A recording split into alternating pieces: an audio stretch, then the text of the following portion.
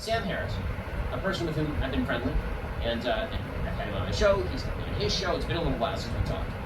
Sam Harris did an interview that's gone viral, in which he talks about government control. And in order for him to justify government control during the pandemic, he basically had to make the case that if COVID had been capable of killing everybody on Earth, we would have been okay with government force. Well, I mean, maybe, but also that wasn't the case. So I failed. Yes, and if aliens were attacking Earth, then martial law might be necessary. I don't understand what that has to do with the price of tea in China. Is this? Here is Sam Harris. But dial up the deadliness of the pathogen. Give us something like airborne Ebola that incubates for a month. You don't know you have it, and you walk around spreading it, and it's got a 75% fatality rate, and it's mostly killing kids. No one gets to make that choice anymore. I mean, then literally the cops come in and vaccinate you, and I would say that all of us would agree to that. The moment, again, you turn up the lethality on the pathogen, you turn up the effectiveness of the vaccine, you turn down the risk of the vaccine. Give me a truly safe vaccine where there's not even one documented case of vaccine injury, right? So then you just have to be completely crazy to be worried about being vaccinated in that kind of environment. Then it's just a no-brainer. Then we just don't tolerate a diversity of opinion because the stakes are too high. It's a full-on emergency.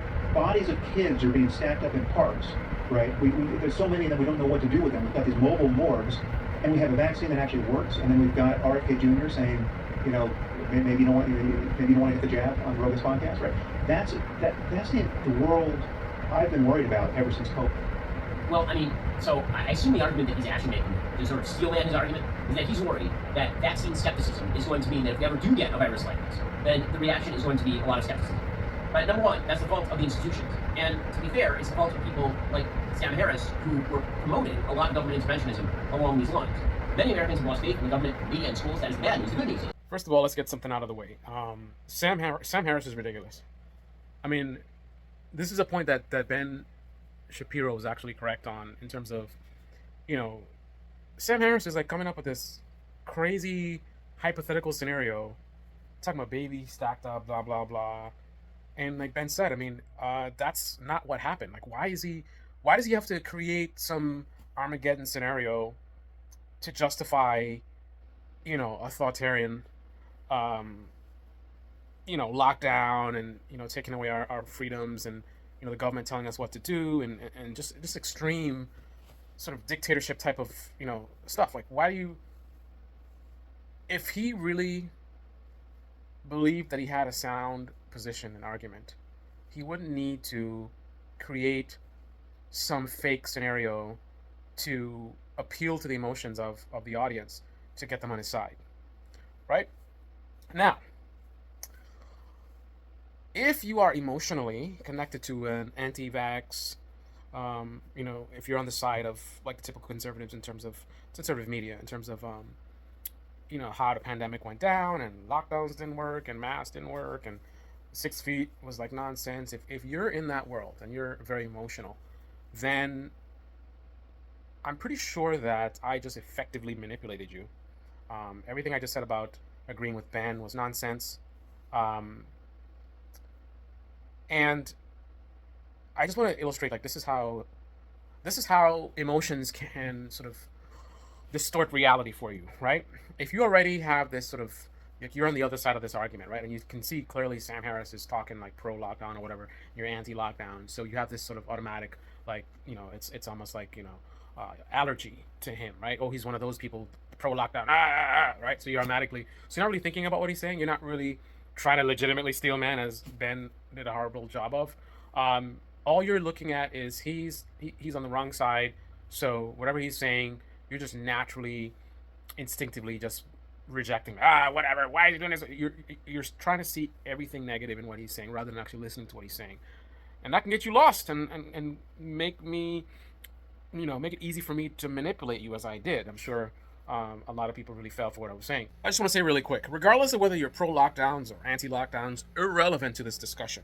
The discussion here is about the technique that Sam Harris was using and basically Ben Shapiro's ridiculous sort of response to what he was doing. That's what this is about, right? You're pro-lockdowns? Great. You're anti-lockdown? Great. Irrelevant. We're talking about a communication tactic, or perhaps a debate tactic, that Sam Harris was using, and Ben Shapiro's ridiculous sort of response to it. That's the point of this video. So don't get distracted with your lockdowns were dumb. We're not talking about whether lockdowns made sense or not. That's not what this video is about. All right. Now let's actually steel man his argument. In my view, because I can't read his mind, Sam Harris was doing nothing fancy, nothing complicated. He was doing a standard technique that I use a lot myself. You're trying to explain something to someone, especially something that people are really, really sort of dug in on their views. You know, something like, you know, this anti-vax, anti-lockdown, whatever. Like, this is very tribal. You got people that are on one side, people on the other side. People are so dug in that you can't even talk to them. Like, you can't have a conversation and try to, you know, say, this is why I disagree with you. It's like you're talking, but it's like in one ear and not the other. They're just like, this idiot, right? So especially scenarios like that, it forces you to use a technique that I feel is very effective, and I feel like that's what Sam Harris was doing. You create an extreme scenario purposely. It's, what are you trying to do? You're trying to do the conversational equivalent of training wheels, right? You're trying to make the point that you're trying to communicate as easy as possible to be understood by this person that's really dug in, right? They have a lot of emotions that are like leaning in one way, and it's really difficult to pierce that, to get them to not necessarily say they're going to agree with you, but get them to at least listen to you and hear you out, and then decide whether they want to agree with you or stick with their position. But if it's in one ear and not the other because they're so emotional, that doesn't matter really what you're saying, because they're not really listening to you, right? So by you creating an extreme scenario, it makes it much easier to be understood, because it's such a drastic scenario. Because look at the example he gave. Babies are piling up. You know, super. I mean, this is like, we're looking at a potential end of civilization, right? So even somebody really dug in on the anti-lockdown, there's a good potential that they'll at least have an instinct of like, actually, in that scenario, I mean, if you don't do extreme measures, the consequences could be the end of humanity. And then it's like, it forces you to really think about your position. Like previously, like if you stick in the norm and just stick with the reality, like what actually happened, it's much easier to just not even hear what the person's saying and just stick in your tribe or whatever. Like, what are you talking about? Nah, right? But when you create such an extreme scenario, I mean, for example, it's difficult. Like if they ask you, like, would you agree with lockdowns then? You have to be really intellectually dishonest to just be like, yeah, I'm sorry, not yeah, but no way. Like for you to sit there and with a straight face say that you would support not doing extreme measures, you know, to prevent the potential extinction of humanity. You know what I mean? Like if you're at all honest, it has to at least give you pause. And while you're in that, and this is the whole point of this, right? That's going to put you in a situation to actually think. Like prior to that, a lot of people won't be thinking at all in one area and not the other. But this will, first of all, it will actually, it's so wild that it actually will potentially actually trigger feelings, but in a positive way in terms of getting you to understand or to actually think. Like feelings are clouding your judgment and shutting you down and making you not listen to someone.